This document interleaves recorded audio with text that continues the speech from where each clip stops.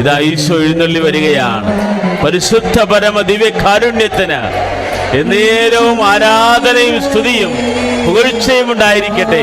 പരിശുദ്ധ പരമ ദിവ്യ കാരുണ്യത്തിന് എന്നേരവും ആരാധനയും സ്തുതിയും പുകഴ്ച ഉണ്ടായിരിക്കട്ടെ. പരിശുദ്ധ പരമ ദിവ്യ കാരുണ്യത്തിന് എന്നേരവും ആരാധനയും സ്തുതിയും പുകഴ്ച ഉണ്ടായിരിക്കട്ടെ. ഹല്ലേലൂയ. ആരാധന ആരാധന ആരാധന ആരാധന ആരാധന ആയതാണെനിക്ക്. കരങ്ങൾ വീശി പരിശുദ്ധ പരമ ദിവ്യ കാരുണ്യത്തിന് ആരാധന ആരാധനയും ആരാധന സ്തുതിയും പുകഴ്ചയും ഉണ്ടായിരിക്കട്ടെ. ആരാധന പരിശുദ്ധ പരമ ദിവ്യ കാരുണ്യത്തിന് യേശുവേ ഹല്ലേലൂയ. നേരവും ആരാധനയും സ്തുതിയും പുകഴ്ചയും ഉണ്ടായിരിക്കട്ടെ. പരിശുദ്ധ പരമ ദിവ്യ കാരുണ്യത്തിന് കരങ്ങൾ ഉയർത്തിക്കൊണ്ട് സ്തുതിക്കട്ടെ. ഹല്ലേലൂയ. അതിശക്തമായി സ്തുതിക്കട്ടെ. ദിവ്യകാരുണ്യ ഈശോയെ, എങ്കിൽ തിരുസനത്തിൽ മനമുയർത്തി കരമുയർത്തി പ്രാർത്ഥിക്കുന്ന മക്കള് അവരുടെ ജീവിത ദുരിതങ്ങൾ സമർപ്പിച്ച് പ്രാർത്ഥിക്കുകയാണ്. അവരെ സമർപ്പിക്കുന്നു. കരങ്ങൾ ഉയർത്തിക്കൊണ്ട് സ്തുതിക്കട്ടെ. യേശുവേ ആരാധന. അങ്ങേപ്പോലെ യേശുവേ എല്ലാവരും തുല്യം ചൊല്ലാൻ ആരുമില്ലേ. അങ്ങേപ്പോലെ യേശുവേ ജീവനേ സ്വന്തമേ അങ്ങേ മാർവിൽ ചാരുന്നു ഞാൻ. കരങ്ങൾ ഉയർത്തിക്കൊണ്ട് സ്തുതിക്കട്ടെ. ഹല്ലേലൂയ ഹല്ലേലൂയ ഹല്ലേലൂയ ഹല്ലേലൂയ ഹല്ലേലൂയ ഹല്ലേലൂയ ഹല്ലേലൂയ. സ്വസ്തി സർലോകറാണി. ഹല്ലേലൂയ. അമ്മേ പരിശുദ്ധ ദൈവമാതാവേ, കൃപാസനത്തിൽ പ്രത്യക്ഷയായ പരിശുദ്ധ അമ്മേ, അമ്മയുടെ പോലെ ഉടമ്പടി ചെയ്തിട്ടുള്ള മക്കള് പുതുക്കിയപ്പോൾ സമർപ്പിച്ച നിയോഗങ്ങള്, ഉടമ്പടി ചെയ്തപ്പോൾ സമർപ്പിച്ച നിയോഗങ്ങള്, വിദൂരങ്ങളിൽ ശുശ്രൂഷ കണ്ട് പ്രാർത്ഥിക്കുന്നവര്, മാരകമായ രോഗങ്ങൾ അടിമപ്പെട്ടവര് എല്ലാം അമ്മയുടെ പാദത്തിൽ സമർപ്പിക്കുകയാണ്. സ്വസ്തി സർലോകരാണി മാലാഖമാരുടെ റാണി, നിന്നിൽ നിന്നാഗതമായി മണ്ണിൽ രക്ഷകദീപം. സർലോകരാണി മാലാഖമാരുടെ റാണി,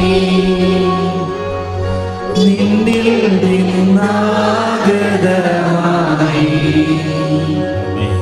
മണ്ണിൽ രക്ഷകദീപം. ഏറ്റു പ്രാർത്ഥിക്കുക. അമ്മേ പരിശുദ്ധമ്മേ, കൃപാസനം പ്രസാദപര മാതാവേ, അങ്ങേ സന്നിധിയെ ഞാൻ ചെയ്ത ഉടമ്പടി പാലിക്കാൻ എനിക്ക് ശക്തി തരണമേ. കൃപാസനത്തിലെ മരിയൻ കൃപാഭിഷേക ധ്യാനത്തിൽ പങ്കെടുത്ത് പ്രാർത്ഥിക്കുന്നവരുടെ പ്രാർത്ഥനയോട് ചേർത്ത് എൻ്റെ ആവശ്യം സാധിച്ചു തരണമേ. ശ്രുതിക്കട്ടെ. ഹല്ലേലൂയ.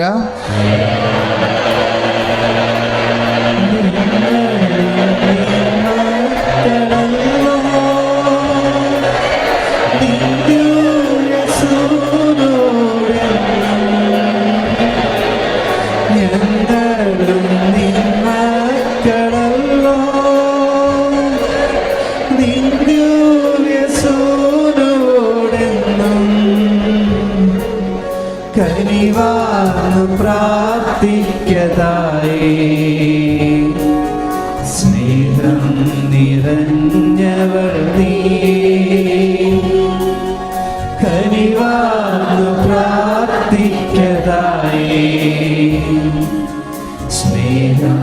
നിറഞ്ഞവൾ നീ.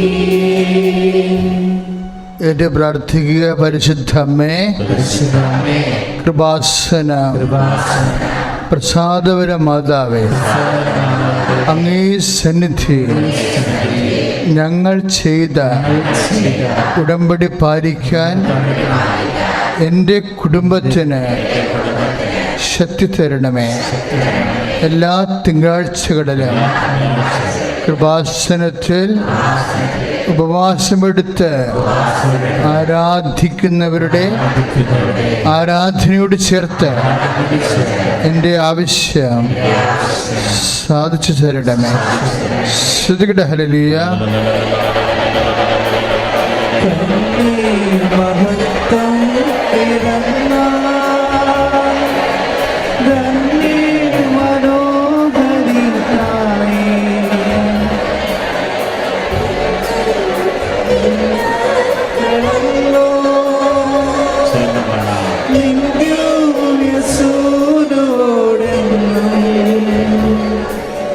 കനിവാർന്ന് പ്രാർത്ഥിക്കതായി സ്നേഹം നിറഞ്ഞവൾ നീ. കനിവാർന്ന് പ്രാർത്ഥിക്കതായി സ്നേഹം നിറഞ്ഞവൾ നീ. ഏറ്റു പ്രാർത്ഥിക്കുക. അമ്മേ പരിശുദ്ധമ്മേ, കൃപാസനം പ്രസാദപര മാതാവേ, അങ്ങേ സന്നിധിയിൽ എൻ്റെ പ്രിയപ്പെട്ടവർക്കായി ഞാൻ ചെയ്ത ഉടമ്പടി പാലിക്കാൻ എനിക്ക് ശക്തി തരണമേ.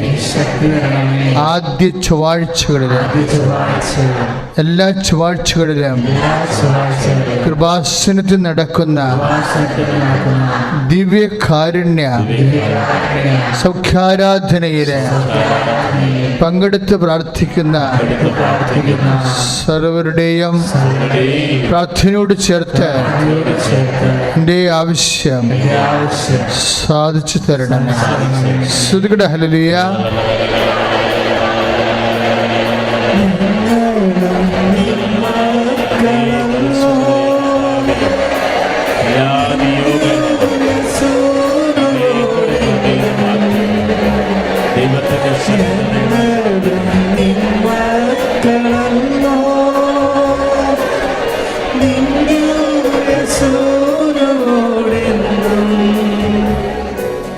കനിവാർന്ന് പ്രാർത്ഥിക്കതായി കരങ്ങൾ വീശിക്കൊണ്ട് സ്നേഹം നിറഞ്ഞവൾ നീ. എല്ലാവരും ചേർന്ന് കനിവാർന്ന് പ്രാർത്ഥിക്കതായി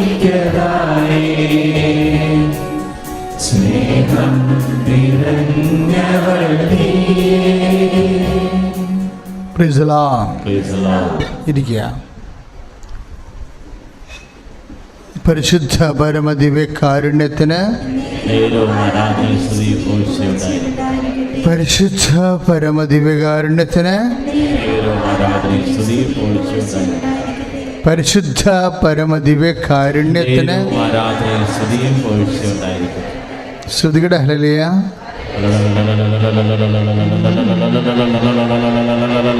കരങ്ങൾ ഉയർത്തിക്കൊണ്ട് സ്തുതിക്കട്ടെ. അതിശക്തമായി സ്തുതിക്കട്ടെ. ഹല്ലേലൂയ.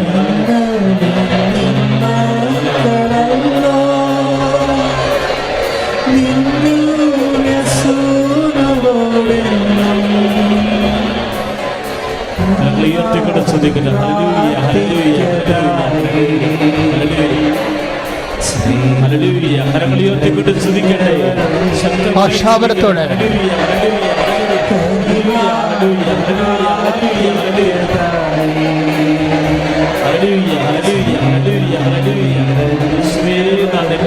ശക്തമായി സ്തുതിക്കട്ടെ. യേശുവേ ആരാധന, ദൈവമേ സ്തോത്രം, യേശുവേ ആരാധന. ഭാഷാപരത്തോടെ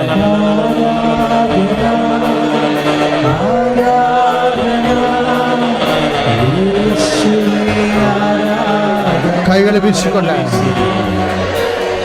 ആരാധന ആരാധന യേശുവേ ആരാധന ആരാധന ആരാധന യേശുവേ ആരാധന. പരിശുദ്ധ പരമദിവ്യകാരുണ്യത്തിന് ആരാധനയും സ്തുതിയും പുകഴ്ചയും ഉണ്ടായിരിക്കട്ടെ. പരിശുദ്ധ പരമദിവ്യകാരുണ്യത്തിന് ആരാധനയും സ്തുതിയും പുകഴ്ചയും ഉണ്ടായിരിക്കട്ടെ. പരിശുദ്ധ പരമദിവ്യകാരുണ്യത്തിന് ആരാധനയും സ്തുതിയും പുകഴ്ചയും ഉണ്ടായിരിക്കട്ടെ. എൻ്റെ പേര് മനോജ് ജോസഫ്. എൻ്റെ ഭാര്യ ജോമോൾ. എൻ്റെ വീട് തണ്ണീർമുഖത്തു നിന്നാണ്. ഞങ്ങളിപ്പോൾ അയർലൻഡിലാണ് ജോലി ചെയ്യുന്നത്. ഞാൻ 2018 ജൂലൈ മാസം ആണ് ഇവിടെ പുതിയ ഉടമ്പടി എടുക്കുന്നത്. 2017 മുതൽ ഈ നിമിഷം വരെ മാതാവ് എനിക്കും എൻ്റെ കുടുംബത്തിനും തന്ന നിരവധിയായ അനുഗ്രഹങ്ങൾക്ക് നന്ദി പറയാൻ വേണ്ടിയാണ് ഇവിടെ എത്തിയിരിക്കുന്നത്. 2023 ഞാനിവിടെ സാക്ഷ്യം പറയാൻ എത്തിയിരുന്നുവെങ്കിലും എനിക്കത് പറയാൻ സാധിച്ചില്ല. ഞാൻ ഈ സിസ്റ്റർ അവിടെ അടുത്തുവരെ വന്നിരുന്നു, പക്ഷേ എനിക്ക് പറയാൻ സാധിച്ചില്ല. തിരികെ പോയി. ഞാൻ 2 ആഴ്ച മുന്നെയാണ് ഇവിടെ എത്തിയത്. അതായത് എൻ്റെ സാക്ഷ്യം ഞാൻ നിങ്ങളുമായി പങ്കുവയ്ക്കുന്നു. 2017 വരെ ഞങ്ങൾ ആദ്യമേ ഇറ്റലിയിലായിരുന്നു. 2017 നീണ്ട 10 വർഷത്തെ കാലാവധി 10 വർഷത്തിന് ശേഷം ഇറ്റാലിയൻ സിറ്റിസൺ എൻ്റെ ഭാര്യയ്ക്ക് ആദ്യം കിട്ടി 2017. അതിന് കിട്ടിയ ശേഷം 1 വർഷത്തിന് ശേഷം 2018 ഇറ്റാലിയൻ സിറ്റിസൺഷിപ്പ് എനിക്ക് കിട്ടുന്നത്. 2017 ഇറ്റാലിയൻ സിറ്റിസൺഷിപ്പ് കിട്ടുമ്പോൾ ഞങ്ങളുടെ മുന്നിൽ 2 ചോയ്സ് ഉണ്ടായിരുന്നു. ഒന്ന് UK പോകണോ, അയർലൻഡിലോട്ട് പോകണോ. എവിടെ പോയാലും IELTS അല്ലെങ്കിൽ OET ഈ രണ്ടിൽ ഏതെങ്കിലും ഒന്ന് പാസ്സായിട്ട് വേണമെങ്കിൽ നമുക്ക് നേഴ്സായിട്ട് ജോലി ചെയ്യാൻ സാധിക്കുകയുള്ളായിരുന്നുള്ളൂ. അതല്ലെങ്കിൽ കെയറായിട്ട് നമുക്ക് ഏതെങ്കിലും UK അല്ലെങ്കിൽ അയർലൻഡിലോ ജോലി ചെയ്യാം. കാര്യം എൻ്റെ 2 കുട്ടികളും ആ സമയങ്ങളിൽ നാട്ടിലാണ് അവർ പഠിച്ചിരുന്നത്. കാര്യം കുട്ടികളുമായി ഒരുമിച്ച് ഒരു കുടുംബജീവിതം നയിക്കുന്നതിന് വേണ്ടിയായിരുന്നു വേറെ ഏതെങ്കിലും രാജ്യത്തേക്ക് ഞങ്ങൾ മൂവ് ചെയ്യാമെന്ന് പ്ലാൻ ചെയ്തത്.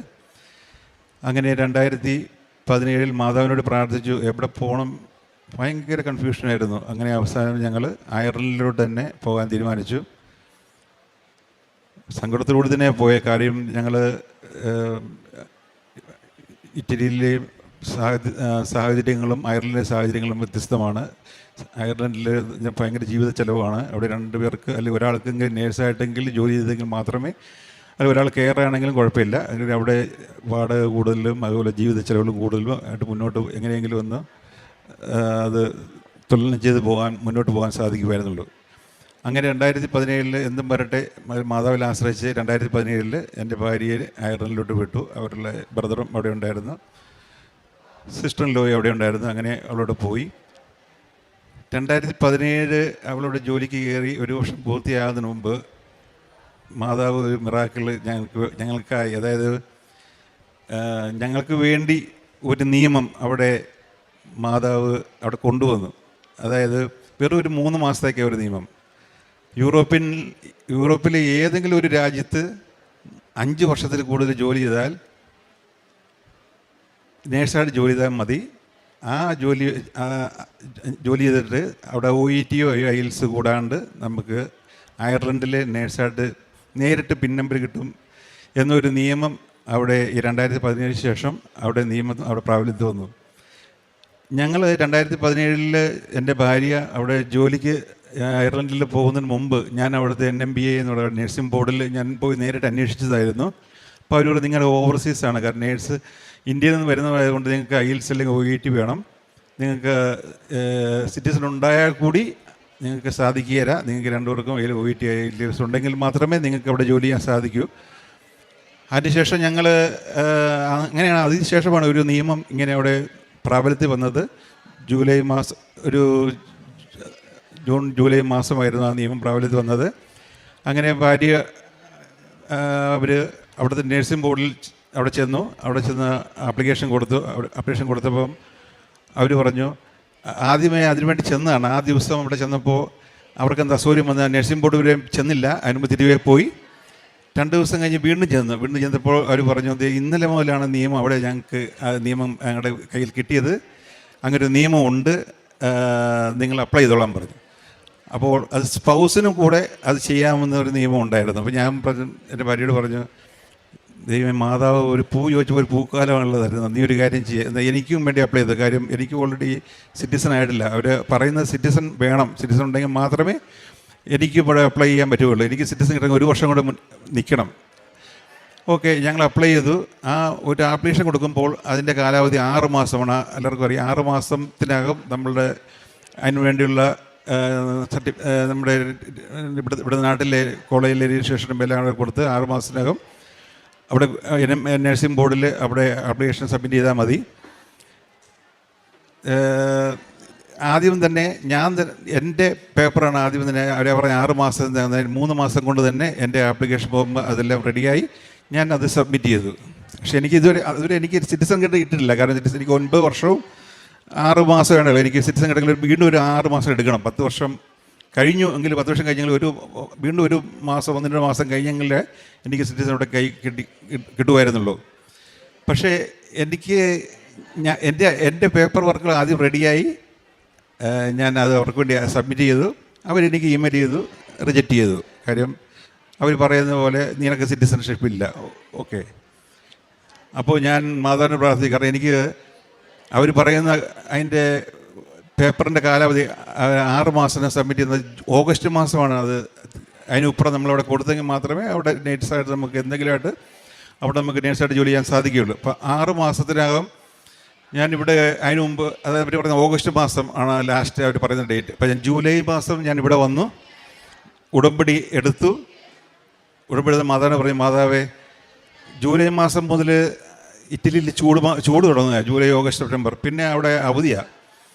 അപ്പോൾ ഓഗസ്റ്റിൽ മുമ്പ് എനിക്ക് എൻ്റെ പേപ്പർ വർക്കുകളെല്ലാം ശരിയാവുകയാണെങ്കിൽ മാത്രമേ എനിക്ക് എൻ്റെ പാസ്പോർട്ട് ഇനി വീണ്ടും അവിടുത്തെ ഇറ്റലിയിൽ അയർലൻഡ് നഴ്സിംഗ് ബോർഡിൽ എനിക്ക് സബ്മിറ്റ് ചെയ്യാൻ സാധിക്കുള്ളൂ. അതുമായിട്ട് എനിക്ക് എന്തെങ്കിലും അവരോട് ചോദിക്കാൻ പറ്റുള്ളൂ. കാരണം എനിക്ക് എൻ്റെ ആപ്ലിക്കേഷൻ റിജക്റ്റ് ആയ സ്ഥിതിക്ക് എനിക്ക് എൻ്റെ പാസ്പോർട്ടോട് എന്തെങ്കിലും ഒന്നുകൂടെ അവരോട് ചോദിക്കാം. എനിക്ക് പാസ്പോർട്ട് ഉണ്ടല്ലോ, പിന്നെ എന്തുകൊണ്ട് റിജക്റ്റ് ആയത്? അതുകൊണ്ട് ഞാൻ അപ്പോൾ അങ്ങനെ നിൽക്കുമായിരുന്നു. അപ്പോൾ ഞാൻ ഇവിടെ ജൂലൈ വന്നതിന് ശേഷം ഞാൻ ഇവിടുന്ന് പോകുമ്പോൾ ഞാൻ ഇവിടുന്ന് മാതാവിനെ പ്രാർത്ഥിച്ചു, മാതാവേ ഞാനവിടെ ചെല്ലുമ്പോൾ വീട്ടിലിറങ്ങുമ്പോൾ അവിടെ എൻ്റെ പോസ്റ്റ് ബോക്സിൽ, അതായത് അവിടുത്തെ എമിഗ്രേഷനിലെ ഓഫീസിൽ നിന്ന് ഒരു ലെറ്റർ ഇങ്ങനെ പുറത്തോട്ട് നീണ്ടു നിൽക്കണം.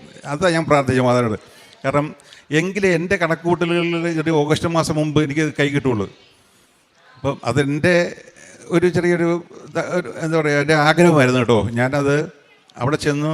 ഞാൻ ഇറ്റലി ചെന്നിട്ട് ഞാൻ പോസ്റ്റ് ബോക്സിൽ നോക്കുമ്പോൾ ഒരു ലെറ്റർ പുറത്തോട്ട് ഇങ്ങനെ നീണ്ടിരിക്കുന്നു. ഞാൻ എൻ്റെ മാതാവ് ചിലപ്പോൾ അതായിരിക്കണേ. ഞാൻ ഓടി ചെന്ന് നോക്കിയപ്പോൾ കറക്റ്റാണ്, ഒരു ലെറ്റർ വന്നിരിക്കുക. നീ പോയി എമിഗ്രേഷൻ ചെന്ന് പാസ്പോർട്ടിന് വേണ്ടിയിട്ടുള്ള എല്ലാ പേപ്പറുകളും റെഡി ആയിട്ടുണ്ട്, പാസ്പോർട്ടിന് വേണ്ടി അപ്ലൈ ചെയ്യാൻ വേണ്ടി ഒരു ലെറ്റർ എത്രയും പെട്ടെന്ന് അവിടെ ചെന്ന് അവർ സ്വീകരിക്കാൻ വേണ്ടി.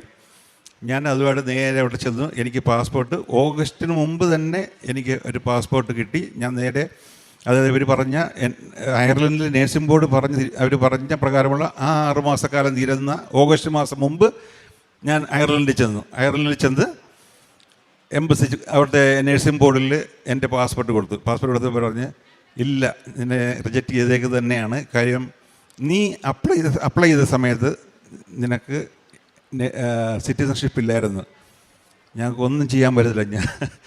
അപ്പം ഞാൻ പറഞ്ഞു, ദൈവമാതാവ് ഇത് വലിയ പ്രശ്നമാണല്ലോ, എന്ത് ചെയ്യും? അപ്പോൾ അപ്പോൾ ഞാൻ പാസ്പോർട്ട് കൊണ്ടുപോകുമ്പോൾ ഞാൻ ഏത് പാസ്പോർട്ട്, എൻ്റെ ഇന്ത്യൻ പാസ്പോർട്ട് ആയിരുന്നെങ്കിലും എൻ്റെ അയർലൻഡ് പാസ്പോർട്ട് ആണെങ്കിലും ഞാൻ അതിൻ്റെ മാതാവിൻ്റെ ഒരു പടം വെച്ചിട്ടുണ്ടാവും. അപ്പം ഞാൻ അവിടെ റിസപ്ഷനിൽ അവിടുത്തെ പാസ്പോർട്ട് കാണിച്ചു, അതിൻ്റെ അകത്തുനിന്ന് മാതാവിൻ്റെ ഒരു പടം താഴോട്ട് പോയി. അപ്പോൾ അവർ എന്നോട് പറഞ്ഞു, നീ ഭയങ്കര വിശ്വാസിയാണെന്ന് തോന്നുന്നു, നീ ഒരു കാര്യം ചെയ്യും, നീ ഒരു ലെറ്റർ എഴുതി അതിനകത്ത് ഹന്നാമ്പളം തെളിച്ച് നീ ഒരു ലെറ്റർ എഴുതി, നല്ലൊരു ലെറ്റർ എഴുതിയിട്ട് നീ ഇങ്ങോട്ട് കൊണ്ടുപോവാ, എന്നിട്ട് ഞാൻ ഇവർക്ക് അയക്കാം, നിങ്ങളുടെ എന്താ പ്രശ്നമെന്ന് പറയുമ്പോൾ ഞാൻ എന്ത് ചെയ്തു, ഞാൻ അവിടെ ഒരു നോട്ടറിയെ കൊണ്ട് കറക്റ്റായിട്ട് എഴുതിപ്പിച്ചാൽ ഇവിടെ എൻ്റെ വൈഫ് ഇവിടെ അയർലൻഡിൽ ജോലി ചെയ്തിരിക്കുകയാണ്, എനിക്ക് ഇപ്പോഴാണ് പാസ്പോർട്ട് കിട്ടിയത്, ഡീറ്റെയിലായിട്ട് ഞാൻ ലെറ്റർ എഴുതി കൊടുത്തു. ഓക്കെ, ഞാൻ വലിയ പ്രതീക്ഷിക്കുന്നില്ല. ഞാൻ എൻ്റെ ജോലി സ്ഥലമായ ഇറ്റലിയിലേക്ക് തിരിച്ചുപോയി. ഒരു 2-3 ആഴ്ച കഴിഞ്ഞപ്പോൾ എനിക്ക് ഇമെയിൽ വന്നു, ഡയറക്റ്റ് പിൻ നമ്പരാണ്. അതായത് അറിയാം, OET IELTS കഴിഞ്ഞിട്ട് അയർലൻഡിൽ ഏത് ആര് ചെന്നാലും അവിടെ നമുക്ക് ഒന്നിനാട് ആപ്റ്റിറ്റ്യൂഡ് ടെസ്റ്റും അല്ലെങ്കിൽ അഡാപ്റ്റേഷൻ ടെസ്റ്റ് അല്ലെങ്കിൽ ആപ്റ്റിറ്റ്യൂഡ് ടെസ്റ്റ് വേണം. അതൊന്നും കൂടാണ്ട് എനിക്ക് ഒരു പിൻ നമ്പറിന് പൈസ അടച്ചോളാൻ പറഞ്ഞ് അവരെനിക്ക് തന്നു. അതിന് പ്രകാരം ജോമോൾ എൻ്റെ വൈഫ് പിന്നെ കുറച്ച് ഒരു 2-3 ആഴ്ച കഴിഞ്ഞപ്പോൾ അവൾക്ക് പാസ്പോർട്ട് കിട്ടി. പാസ്പോർട്ടില്ല, അവൾക്ക് പിൻ നമ്പർ കിട്ടി. ഞങ്ങളിപ്പോൾ അയർലൻഡിൽ മാതാവിൻ്റെ കാരുണ്യം കൊണ്ട് ഞങ്ങൾ അയർലൻഡിൽ ഇപ്പോൾ നേഴ്സായിട്ട് ജോലി ചെയ്യുകയാണ്. ഞാനും ഇപ്പോൾ അവിടെ നേഴ്സിംഗ് മാനേജറായിട്ടാണ് ജോലി ചെയ്യുന്നത്. അതിന് ശേഷം 2019 ഞാൻ വീണ്ടും പുതുക്കി. ഈ കഴിഞ്ഞ മാർച്ച് മാസം എനിക്ക് അവിടെ ഒരു ചെറിയൊരു വിഷയം വന്നു, അതായത് ജോലി സംബന്ധമായ ഒരു വിഷയം വന്നു. അതായത് അവിടെ ഒരു മെഡിസിൻ ചാർട്ട് ചെയ്ത് ഞാൻ അറിയാണ്ട് ഒരു മെഡിസിൻ ഞാനത് ഡിലീറ്റ് ചെയ്ത് കളഞ്ഞു. അതൊരു ചെറിയ വിഷയം വന്നപ്പോൾ ഞാൻ അന്ന് ലൈറ്റ് ക്യാൻഡിലിട്ട് പ്രാർത്ഥിച്ചു. മാതാവിൻ്റെ അനുഗ്രഹം കൊണ്ട് ആ ഒരു വിഷയം ആ ഒരു ദിവസം മാത്രം അവരെന്നോട് ചോദിച്ചാൽ പിന്നെ വിഷയം അത് മുന്നോട്ട് പോയില്ല, അല്ലെങ്കിൽ അത് കോർട്ട് കേസ് വരെ ആകുമെന്നെങ്കിൽ ഒരു പ്രശ്നം പ്രോബ്ലത്ത് വന്നപ്പോൾ ഞാൻ വളരെയധികം സങ്കടപ്പെട്ടു. അന്ന് ലൈറ്റ് ക്യാൻഡിലിട്ട് ഞാൻ പ്രാർത്ഥിച്ചു, മാതാവ് ഒരു പ്രോബ്ലം മുന്നോട്ടുണ്ടാകരുത് എന്ന് പ്രാർത്ഥിച്ചത്. ഒരു വിഷയം അന്ന് മുതൽ ഇന്ന് വരെ ആ മാതാവിൻ്റെ അനുഗ്രഹത്താലെ ഒരു കുഴപ്പവും കൂടാണ്ട് ഞങ്ങളുടെ കുടുംബം മുന്നോട്ട് പോകുന്നു. അതുപോലെ ഞാൻ പ്രേക്ഷിത പ്രവർത്തനം നടത്തുന്നതായിട്ട് പത്രമെല്ലാം കൊടുക്കുമായിരുന്നു. അവിടുത്തെ ഐറിഷ് ആൾക്കാർക്കും പത്രം കൊടുക്കുമായിരുന്നു. അതുപോലെ ഇങ്ങനെ എനിക്ക് ജോലി മാതാവ് തന്നത് പ്രകാരം ഞാൻ കുറേ പേർക്ക് ഞാൻ അവിടെ തന്നെ കെയറായിട്ടും അങ്ങനെ പല കാര്യങ്ങളായിട്ട് ഞാൻ ജോലി പലപ്പോഴായിട്ടും കൊടുത്തിട്ടുണ്ട്. അതായത് ഞാൻ കാരുണ്യ പ്രവൃത്തികൾ ചെയ്തിട്ടുണ്ടായത് ഞാൻ എല്ലാ മാസവും തന്നെ ഞങ്ങളിവിടെ പാവപ്പെട്ടവർക്ക് വേണ്ടി പൈസ അയച്ചു കൊടുക്കും. ചാരിറ്റി പ്രവർത്തനമുണ്ട്. അതുപോലെ തന്നെ ആത്മീയ വളർച്ചയിൽ ഞാൻ എല്ലാ ദിവസവും 7 പ്രാവശ്യം കൊന്നു. അതായത് അത് ഞാൻ തന്നെ എടുത്ത് തീരുമാനം കേട്ടോ. അത് മൺഡേ ടു സൺഡേ. അത് സന്തോഷവും അതിൻ്റെ ദുഃഖത്തിൻ്റെയും പ്രകാശത്തിൻ്റെയും ഫുള്ളായിട്ട് അത് മൺഡേ ടു സൺഡേയിൽ 7 പ്രാവശ്യം ഞാൻ എല്ലാ ദിവസവും മുടങ്ങാണ്ട് കൊന്നു ചെല്ലുന്നതാണ്.